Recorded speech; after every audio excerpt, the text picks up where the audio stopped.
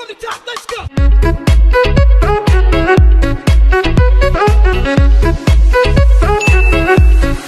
One, two! Dito po may nabili po tayong bituka ng bangus. Fresh po ito, yung mga pinagtatanggalan sa palengke.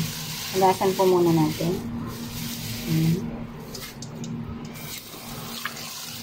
Wala na po itong apdo. Tinanggalan na po nila.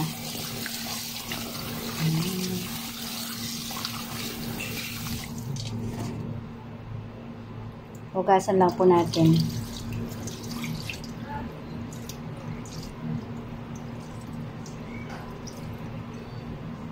Ia-adobo daw po ni Mr. Adobo ba ito ba or paksiw? Ay, papaksiw daw po niya. 1 kilo po ito, 120 pesos. Ayan. Malinis na po siya. Hugasan lang po natin para safe po tayo. Fresh na fresh po, hindi po siya frozen.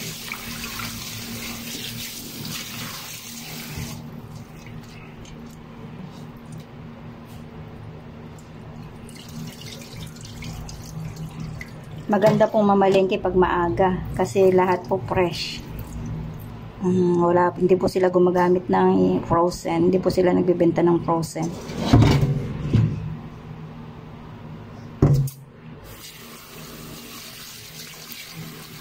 Ito po ready na po na ipaksiw ni Mr.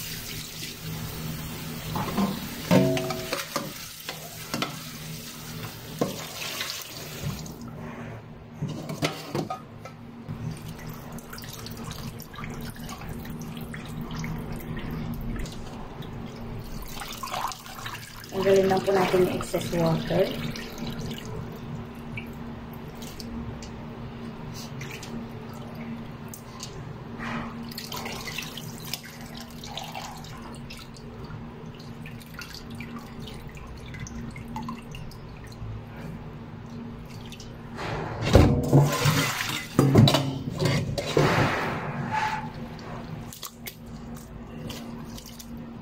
So, ito na po ang ating bituka ng bangus. Lahat po ito bituka ng bangus. Oh, ready na pa.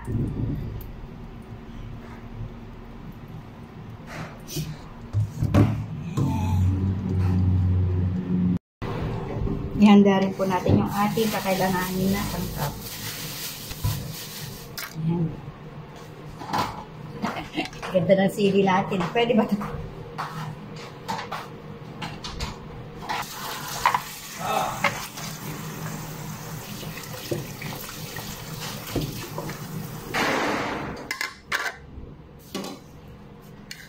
I-prepare na po natin yung ating mga sangkap sa ating paksiw na bituka ng bangus.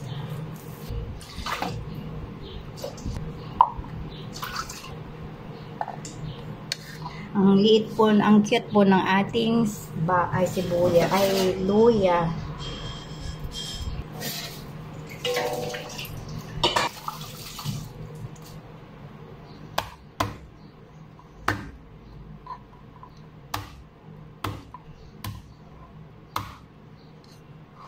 Ano po yung ating luya, yung sibuyas, at yung ating bawang.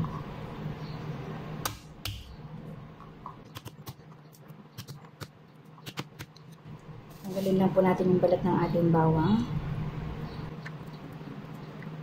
Ang bawang ko dito sa probinsya is yung maliliit, mabango.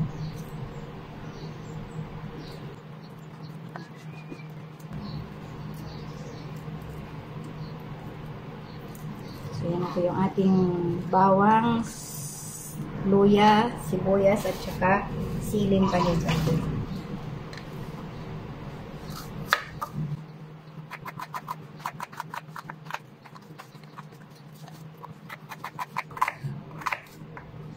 Ayan, may ilalagay po tayong malunggay, dahon ng malunggay sa ating ano na yun? Dal, munggo. Magluluto po si Mister. Ano pa? Anak? Ako na. Asa na yung gulay? Ay, yung ano. Ayan po, ilalabas na po sa kusina yung aming lulutuin. Kaso yung pusa makulit. Ayan o. Ayan. Atipil nga pusa. Sige. Lutuin po natin yung ating paksiw na bituka ng bangos. Tagabantay namin.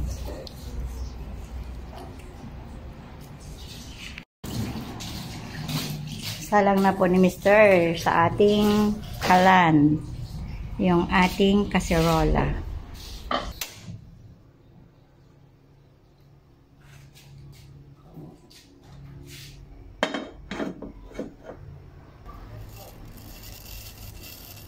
Yan po't lalagyan na po ng mantika ni Mr.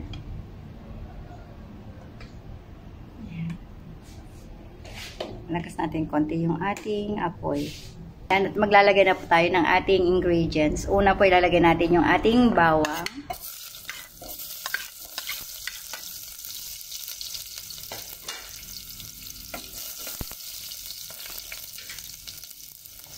Lagyan na po yan yung ating pamintang durog.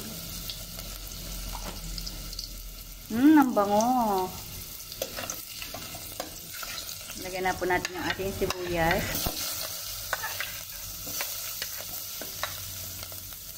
Yung ating luya.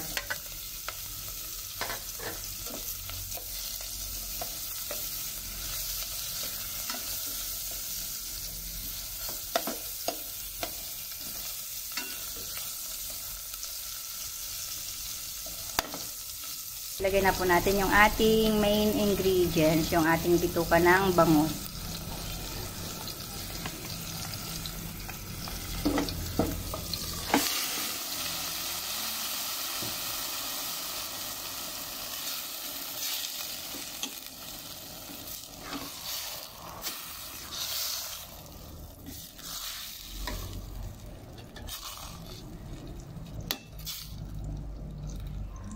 Then, takpan lang po natin saglit.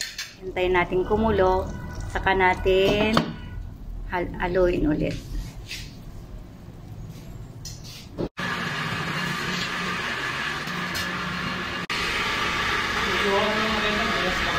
Alin?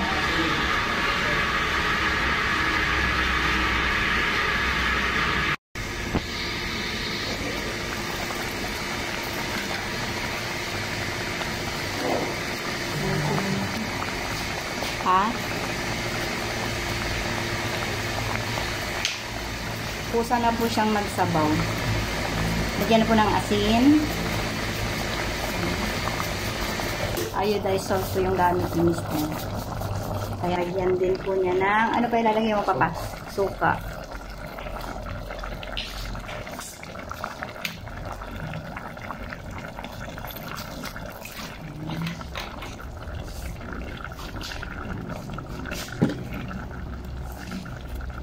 Asukal. Lagyan din ng konting asukal. Yung asukal po natin is brown sugar. Pambalance lang po ng lasa. Hindi na po kami gumagamit ng Ajinomoto.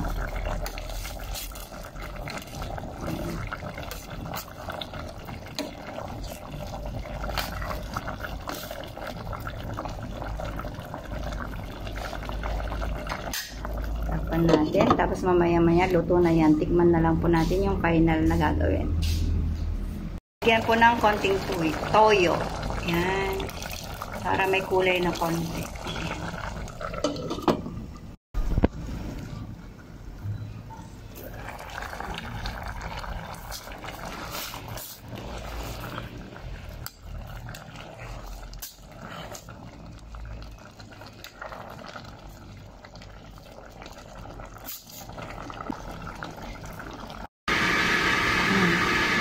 Ang ginagawa mo, muning.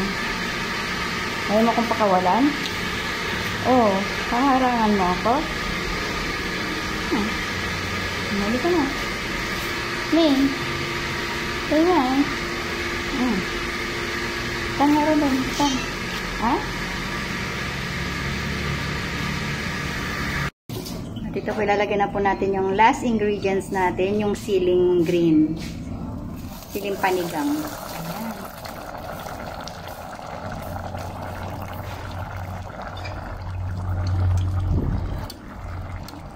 At 2 minutes na lang, luto na po yan. Ayan, takpan na po ni Miss Kel. Luto na po mamaya ang ating pinaksiw na ano to papa? Pinaksiw na bituka ng bangus.